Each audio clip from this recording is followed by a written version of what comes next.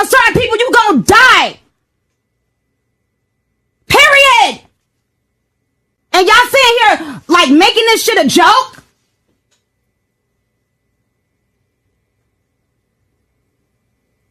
I'm not the bitches in a strip club. And I'm not a bitch on a reality show. My money is very fucking long, too. So we back, y'all. What's up? Live from Grade A. So I know y'all just heard that crazy ass clip from Nicki's Queen radio show. So if y'all have been paying attention this last week, I would say Fashion Week has just been the topic of everybody's day, story, whatever you want to call it when you wake up in the morning. That's what everybody's talking about. This past Saturday at a Harper's Bazaar party, shit got I'm not gonna say dirty, shit got real. Because Cardi B was not having it. Apparently, Nicki Minaj said some shit about her child, said some other things, and, you know, just doing the regular Nicki bully that she does sometimes.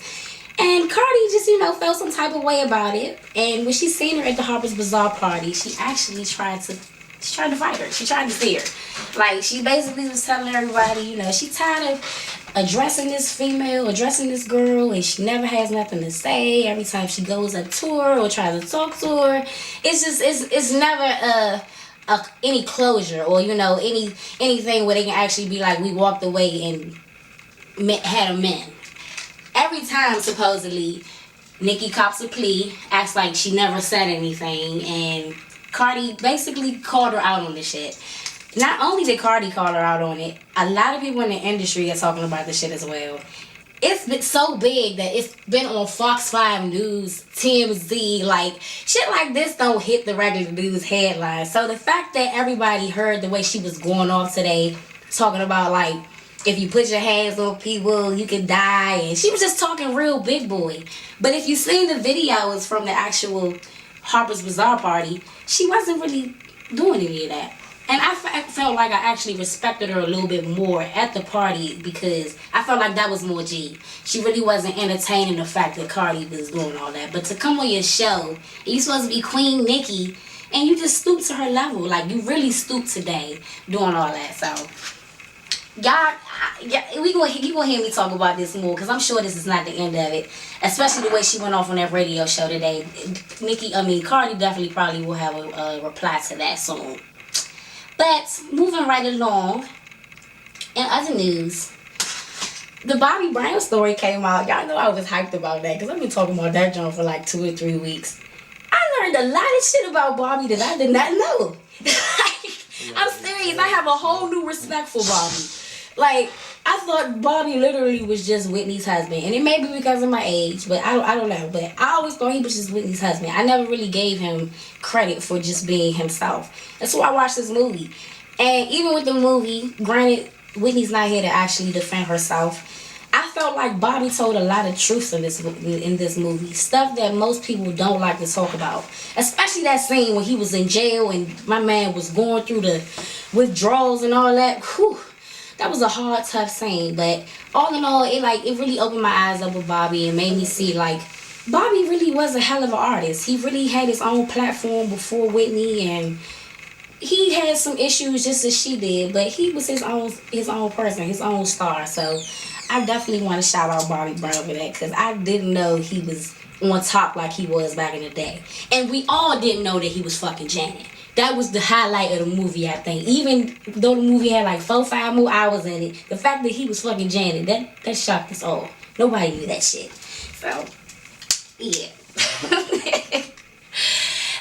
In other news, sad news at that, Mac Miller passed of a drug overdose, of an alleged drug overdose. I don't want to say that yet because I guess the toxicology reports haven't come out to say that he actually died of an overdose, but it's looking that way. He's a young artist, and you know, he's an artist that had a lot of impact on the industry, especially now. And I think he hit a lot of people with this one because he's not the first artist we've lost to, you know, sobriety or drug use or addictions or anything like that. So I think this really was another mark for everybody. He actually was former boyfriend to Ariana Grande, and a few people said some things like she hadn't been supportive in the, I guess, the last days of them being together, because they just recently split not too long ago. And one of his great friends came on today on the radio and made a statement about her and basically said that she was the light of his life and she was the one who actually kept him sober for all that time. And it wasn't really until after they split that he really started going back downhill. So that was pretty sad that he passed away. So rest in peace to Mac Miller. But our other favorite white boy, Eminem, he just just dropped his new album, Kamikaze. I believe it was like 5 days ago. I haven't listened to the whole album, but from what I've listened to, M ain't lost it. You know, he's still with the trend. He's still in the game. So I'm happy that Eminem is back, you know, to stir up the game a little bit, because it's getting real watered down. Like, this shit out here is just the worst. So, but on some real shit, another real artist that we have, I have my man Global Doe coming through. Actually, he's not coming through. He's in the building right now. He's actually a CEO of Green Gang Entertainment. Gang Green Entertainment, I apologize. And he actually has taken another route with his, I'm not going to say artistry. He's taken another route with the industry. At first, when I first started following him, I seen him as an artist. I was following him as an artist, as a rapper.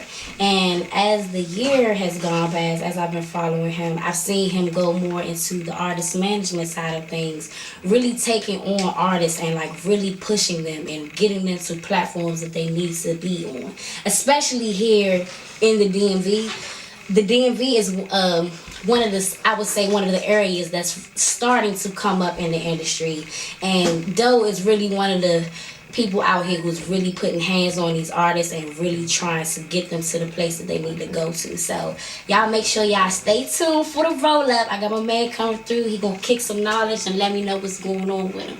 We'll be back. What's up, y'all? We back. I got my man Global Doe in the building. So I had to bring him through because, like I told y'all, I always bring artists on here, but I've never actually had a CEO on my show. So I felt like bringing him on here was giving us another side of the industry, giving us another side of the game, like hipping us to some shit that we might know, hipping us to some shit that we think we know, but we really don't know. But I felt like Doe was the perfect person to bring in here. Like I said, I've been following him for a while. I've seen some of the things he's done with different artists. I've been watching this transition from the time I've been following him all the way up until now. So I'm going to let him go ahead and kick in. Let him give you a little insight about who he is so you can understand why I had him on here. Shit. Look, I'm Global Doe. I'm from here, DC, Condon Terrace. You understand? Started out as an artist, transitioned over to the business side of things because the industry is definitely not what you think it is. And I learned a whole lot.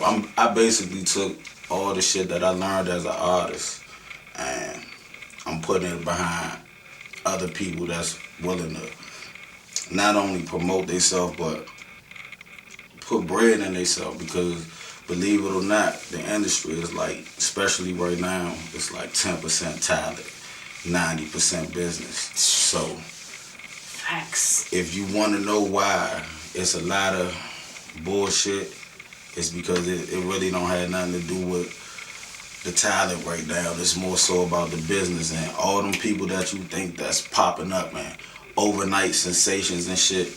Trust me, it's a whole lot of work being put into that shit. Like a whole lot of work from their whole team. Like in order to make it, your team have to be a machine. Point blank. Period. Like Fetty Wap, Trap Point was out for like, I want to say a year and a half. Before it popped? Before it popped. For real? Yeah. I didn't even know that. Year and a half before we got to it. You know, his peoples put that bag behind that song and pushed the same thing with I don't know if y'all remember Jay Holiday. Yeah. That Put You to Bed. Yeah. That shit was out for 2 years before POPPIN. He from here. I remember. I know he from here. I ain't know it took that long It either. took 2 years. He first debuted that song. I want to say it was an all-star weekend in Vegas at one of Joe Pro events in Vegas. 2 years before it popped. I could be wrong with the timelines, but I know that song was out for like 2 years before we finally got it. Dang. So it's a lot. It's a lot of, the industry is full of a lot of bullshit. It's a lot of smoke and mirrors, but you gotta try your best to navigate your way through that shit. And the best way to do it is to have all your business tight and have a strong team behind you. So, man, that right there was just a mouthful because, like, seriously, as an artist, like, it really is a struggle in this job. Like, you really gotta be focused, and like you said, you gotta be really willing to put that work in. You gotta be hungry for this shit. Like, every day gotta be uncomfortable for you to realize, like, this is what the hell I'm doing. This is all there is. There ain't no plan B. This is it. So, like I said, watching you, it kind of made me wonder, what made you want to transition out of being an artist into being a CEO? Because even that still takes on a lot, being a CEO. Even though you're not necessarily the forefront, you're still the backbone. You're the spine. So, you know what I'm saying? Like, what made you want to take on that stress? shit. Man, you said that stress, man. It's more stressful being a CEO than an artist, but what made me transition is not just one thing, but firstly it was just like I noticed like the change in substance and shit like that. It's like the game they not really on lyrics right now, and if you listen to my music when I was doing music, like, it's full of substance. You feel me? It's not no bullshit. It's not no mumbling. It's not really nothing you could play in the club, but it's some shit you could ride to and think, or sit in the house and hit a J and really think about what's going on. You feel me? Like, I did a lot of shit in the street, so in my music, I don't glorify it. It's more so me telling you, like, look, if you choose to do this, just know this is what's going to come with it. These are the type of problems that come with living this lifestyle, this, that, and the third. But one of the things that made me transition was a conversation I had with 50. I had just did this the Regal Beagle that was hosted by DJ Envy, and 50 had got it from DJ Envy, but he also had got it from DJ Anonymous. So I said we will get into that effing shit later. But when he heard it, he looked at him and he called me Fat Boy. He's like, Fat Boy, I'm gonna tell you 10 years too late. This too real for right now. It's too real for right now. So that stuck with me on that point. But then just me going through the bullshit with having different managers or different companies saying they can do this and they can do that, and me putting 7 bands into one project, 8 bands into 10 bands into, and not getting the result that I felt like I should get. Even if it didn't pop, I wasn't getting the results that I felt like I should get. Yeah. So it just put me in a point where it's like, damn, I'm seeing a lot of young, hungry MCs and dope artists, but they don't have the business sense. So it's like, let me get tap into this. Yeah, I was like hipping them at first, and then that's when the street shit kicked in. Like, oh, Slim, the game is to be sold, not told. You feel me? You got But so I kind of found a medium with that, and it's like I don't want to see nobody go through the shit that I went through, just throwing money away. But I also do want to see people that's willing to invest in themselves. You know what I'm saying? And I just basically talk to people and like really see what they want and show them how to turn themselves from an artist into a brand. You feel me? Because branding is everything, and it's just a lot. Like a lot of the shit I do, I learned from the street, and then I learned from going through the actual experiences of dealing with shit and dealing with people in the industry. So I feel like you realize, like, they kind of go hand in hand. Real shit. Because the way the industry is, like, niggas is grimy as shit. And it's just like the streets. So, I'm guessing that's probably how you were able to just take this and use it for this and use it in a positive way with the artist. Yeah, you got to. Because, like, I realized myself as an artist, I'm not going to do no sucker shit to get on. Right. I'm not going to compromise myself as a man. Now, the next person might do that.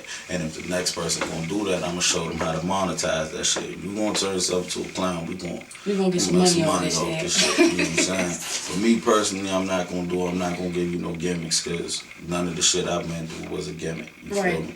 So, like, and my music is more so like a reflection of the shit. So, when I realized the world not on that shit, not on bars, not on like, damn, he just said that you feel. It was like, all right, fuck it, it's time to leave that. Now it's like, okay, let me show these artists how to make this bread and turn up, because that's what it's about now. It's about just making the money. It is. You feel me? The music, like you said, it don't even matter. It's like, watered down. It's watered down. Like, if you got a vicious ass beat, you in. I'm dead. Once you hear that beat drop, I just heard a nigga say 1 + 1 = 2. Like, literally, that was the hook. Like, I couldn't believe it. I can. But the beat was fine. The beat was hype. But he really sung that. And I mean, just like you said, the shit is watered down. But I'm guessing you seen something different, because I see you managing an artist by the name of Kimmy Blanco. Yeah. So how did you run into her? How did you link up with her? Man, it was crazy because like 2 people had told me about her, and I was like, when they told me about her, I was at a point where it was because I was managing other artists before her, and that shit was a headache. Like. Not, you know what, let me take that back. I was managing and they were signed under my label, which means that shit was coming out of my pocket. Right. So when the 2 people told me about her, I was like, I'm not fucking with that, because I don't got the time or the bread to be dealing with the shit or whatever. Right. But then she came across my Instagram, so I started following her. I said, whatever. Let me check her music out, check the music out. I'm like, alright, shawty, she telling the story. And then I'm looking at where she recorded at. I'm listening to the quality of her music. And it's like, you said she put she's put money investing behind into herself. Yeah. And then I went down on her page and I seen that she did nails. Not only does she do nails, but she her own company. She's all about skin. Yeah. I did not know that was her. Yeah, I've been following her. Girl, you like that. Yeah. So when I seen that, I said, okay, shawty, she actually saying something. She got a story. She invested in herself. And she already a brand. I'ma holler at her. I'ma see what she talking about. And when we talked, it was like, damn, alright. And she was telling me all the shit that she went through with managers and shit. I'm like, already been through I'm about to show you how to get this bread. You know what I'm saying? Like, we not gonna put nothing on paperwork right now. Give me 30 days, and we gonna work. And you tell me what you think. And from there, yeah. Yeah, because I seen her. She lit. Yeah. I seen her. She got some new shit coming. Well, y'all gotta let us know when she drops that, because I definitely would like to play that. We working on release dates and shit now, because it's we actually gonna do like a taste test, and we gonna do like invite a few people out, play like 7 songs and have people pick what they feel. Party. Yeah, and we gonna go from there with that. That's the best way to do it now, because even though the industry is watered down, I feel like it's slightly trying to make a turn back to the real, because you hear it in certain artists, and even the older artists back, they coming back out and kind of just like, man, this is how we got to do it. See, it's all on the audience though. It's all on the audience. Like, people gotta think about it like this, especially here in DC. DC radios play the same shit. If you listen to 95.5, click the channel to 93.9, they playing the same shit over Absolutely and over. Right. Over and over. Yes, but right. That's because that's all people want to hear. When you go to New York, they playing old shit, they playing new shit that haven't been heard. Right. Oh, it's just a bunch of shit. DC, it's like it's we just boxed like in. we boxing in, but that's on the audience. The audience gotta request different shit. You know what I'm saying? If they only playing the mumble rap and the bullshit. Because the audience ain't asking for it. Exactly. But does that mean that it's really that myth is true about DC? Crabs in a barrel? Mm-hmm. Because it's a lot of artists here. We got hella artists here. And if it's really like that, how you just said, that's what it seemed like to me. It's not, though. It's not. Let me tell you something about that. That's only said because DC, we're very independent. I'm gonna break it down like this real quick. In the federal system, right, mm-hmm. you got different states, different cities, different hoods, all that shit. Federal system, you got a shot caller for New York. Mm-hmm. There's a shot caller for Philly. Mm-hmm. There's a shot caller for Baltimore, and all that. Right. Come to DC, we all shot callers. Mm-hmm. Before anything get done, we all sit at a table and we talk about it. No one man is greater than the next man. So that's why we get that perception. Now bring it back to this music shit where it say we all crabs in a barrel. It go like this, like if you're a crew and your man doing this thing, you gonna support your man. Right. And if this person a crew, they gonna support their man. This and the third. Not trying to hear that. Right. At the end of the day, hip hop was based on competition. So all that other shit, hip hop was based on competition.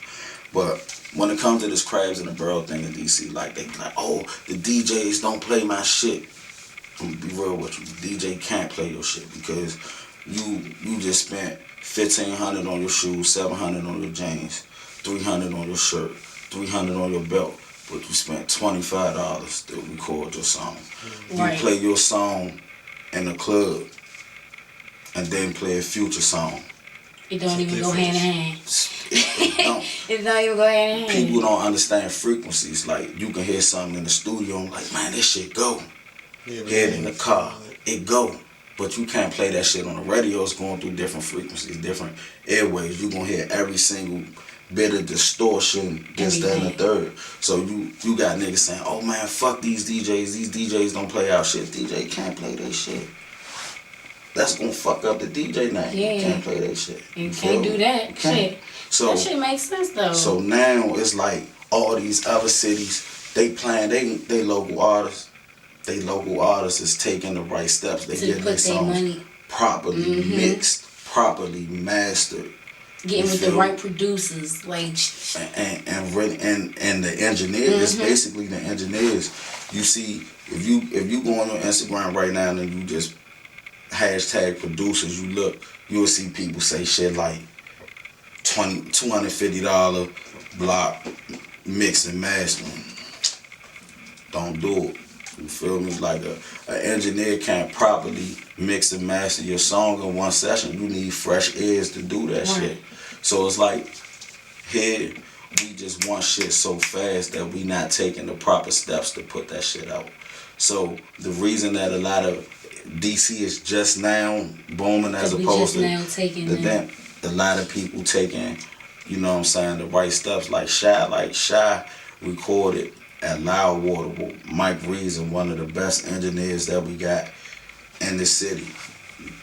Mike is the reason, in my opinion, you know what I'm saying, no disrespect to Shy, but Mike is the reason. He really put that awesome, he really sat there and worked on that song. You understand? So if a motherfucker wanna make it, put it like this, everything is repetitive. If you get your shit on the radio won't play your shit. Now, mind you, to get your shit on the radio, it's gonna cost a bag. You feel me? So you get your shit on the radio, the more people hear that shit, the more it's gonna be in their ear. Right. The more that's gonna force the DJs to play it if the DJ's not already playing your shit. So you just gotta be willing to properly. All this shit, basically, all the shit I'm just saying, you just gotta invest in yourself the right way, and you don't have to worry about DC being crabs in the bucket, because other places gonna fuck with you, and if other places fuck with you, then the city gonna fuck with you if the city ain't fucking with you first. That's how that shit go. I'm telling you, y'all, I told you he's gonna come drop that knowledge on our ass, cause that's some shit. Some of that, I've thought about shit like that before, but like the way you broke it down just now, like that makes complete sense. Like, of course, you should definitely invest in yourself as an artist or whatever. But when you breaking it down like that, even thinking about the blocks and how producers and engineers try to put them promos out to get you to come in and do this. That shit don't make sense. But it's because you gotta think about it, man. All this shit is a hustle. You know, you might really have an engineer that's really into doing what he doing, but they thinking about the bag before they thinking about the product, and not realizing that, damn, if I can put a stamp on my name, then I really can, you know what I'm saying, put a bag on my work. They just want to collect that quick bag. You feel me? Just think about all the videos you see. Man, every video you see right now, you got a nigga with a stack of bread like this. But the video fucked up. It's a $250, $500 video at most. One don't make any sense. Like how you got all these. You got the money, but you not willing to pay for the shit though. You shitting on your dream to stunt for some bitches. That's basically. That's pretty much. That's all who gonna see it. It's the bitches. And it don't add up. It don't add up, but niggas want instant gratification. Like they want to look like, I say it in one of my songs, niggas, they look like shmoney. They don't really want to get the money. You know what I'm saying? In order to get a bag, you gotta spend a bag, and they just happen to be spending the bag on the wrong shit. You got it. You just spending it on the wrong shit. You will spend $250 on this video just cause. And then go spend $500 or $1,000 on the table to go watch somebody who not even going to support you. Man, you got videographers like Alex Acosta that's always here. You got Joe Moore that's from here that do all 2 Chainz and Lil Durk videos. You got Chastity Corset. You got Abstract Media. You know what I'm saying? And these people not even taxing you. They actually show you where your money is going at. Okay, I charge $5,000. Oh, even Broadway, who did most of 50 early videos. Look, okay, this video is gonna be $5,000, and this is why it's gonna be $5,000 in it. We gonna make sure this video is so good that you gonna get placement on BET. You gonna get placement here. Motherfuckers think, oh yeah, I'm gonna do this video. I'm gonna put it on World Star. We gonna do numbers. You're not getting paid off that shit. You're not getting. You just spent. Look at it like this. You buy a beat. Well, they don't even buy beats. They lease the beats. Purchase your beat today. They do that. $25 on that. $25 on studio. KB was just talking about $250 on that. Basically, let's just say you done spent $500 to do one song. You feel me? Throwing the video studio time, all that. Just to throw that shit on YouTube. Or spend $800, $900 to put the shit on World Star. And you got a couple of views, but you don't get no money from that shit. 8 or 9 or a stack on your fit. On the fit for the video. Exactly. And you ain't make not a dime off. You're not even breaking even off that shit. That's where I come in at. I sure got to get the bag for that shit. You know what I'm saying? Like either get your bread back or make a little bit on top of that. We don't do but that not shit just the right be way. coming out short. It even makes sense. The fuck? I also show artists what to do with, like, look, trademark your name. We gonna sit down and we gonna do that. We gonna open up a business bank account. We gonna get your publishing right. That's the most important thing, is your publishing. You can't get paid for anything you do without having your publishing straight. You feel me? Like, you got a lot of these artists that's on flyers, like such and such is hosting that, let's say Layla, such and such is hosting that Layla. Not knowing, like, every flyer that you put on, you could be getting bread for that shit. Paid for that shit. Man, I didn't know that until watching the what's the boy name? Ray J. When they was going through his little petty shit with his girl, he trademarked her name. Exactly. So now anything, I don't care if they get divorced or not, he gets a bag of her name wherever. Exactly. Shit. And I didn't know that until I seen that shit. It's a business. Like your publishing is for an artist or writer. Your publishing producer is everything. You feel me? So the people that I work with, like, I don't just handle their business and they don't know what the fuck going on. I show them, because it's like, look, I don't want to be a boss amongst workers. I want to be a boss amongst bosses. Right. So, because that just makes your team stronger. Team stronger. You know what I'm saying? We all eat. Well, there you have it. Got that knowledge dropped on us today by CEO Global Doe. Make sure y'all follow him on @GlobalDoe on IG. Yeah. Twitter as well. You on Twitter? I'm on Twitter, but I don't really be fucking with Twitter. You know what? I ain't gonna lie. I don't fuck with Twitter like that either. Because I don't be having that much shit to say. Yeah, that's it. It's like in the way. Yeah, like, you know, like my thoughts are my thoughts. Oh, yeah. Fat Yee. He got, Rich Junkies 2. Yeah. Hey. Rich Junkies 2 coming soon. And Project Living gonna be a great. Is he your artist as well? One of your artists? I seen him when he went viral, when he went over to the jail. Oh, free my man. Free my mans with the bag. With the bag you and shit. Yeah. That's when I seen him. So yeah, shout out to him. Fat Yee, Kimmy Blanco, man. For sure. Well, make sure y'all follow my man Global Doe, IG, or social media platforms. Make sure y'all Global Doe. That's it. Alright. So we back. Just had my man Global Doe on here. He just dropped all that good knowledge. Like, that was a lot of that shit I didn't even know. Like, I'm glad he definitely came through and sat down with me. He's definitely coming back through so he can enlighten some more of the artists and guests that we have on his too.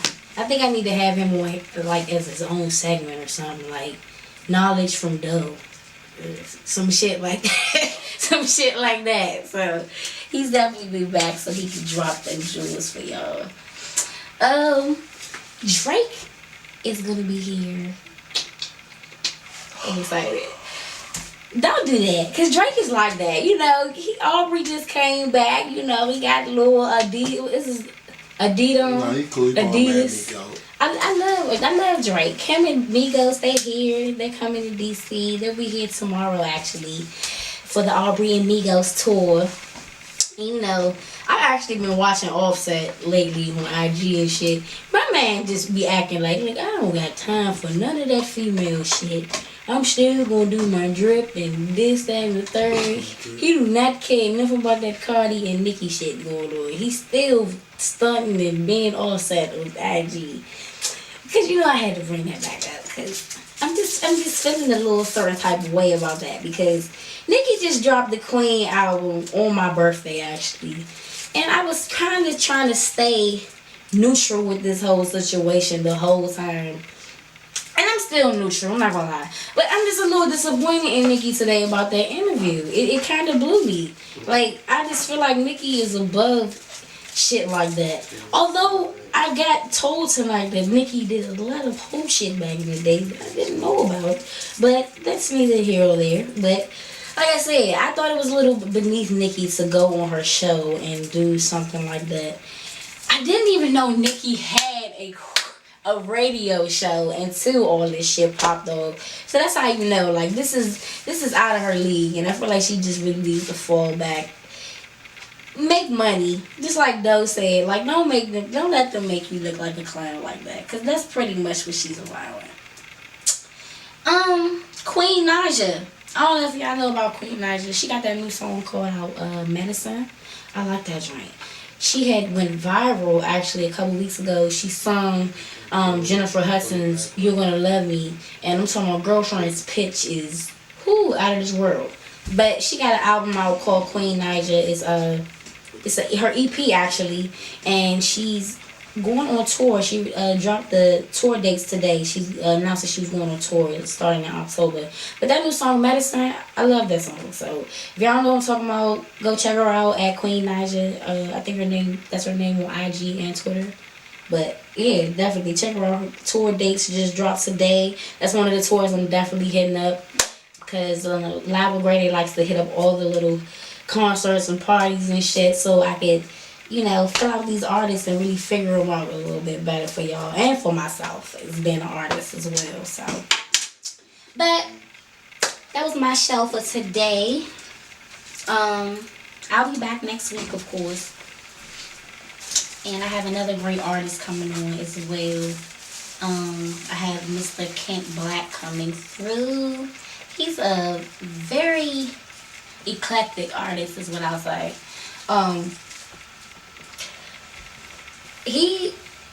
Kent Black is something special, and I can't wait for y'all to see him when he comes through here next week. That's what I'm gonna say, because I don't want to get too much for my next episode. So, like I always say, have you a little drink. I skipped the part. Put the kitties to bed, have you a little drink, and hit your J and do your thing. Like I always say, I had to go back and relive that part because Sean and Diamond always used to get on me for not saying put the kids to bed first. So that's why I went back to it. But I'll be back next week. See y'all later.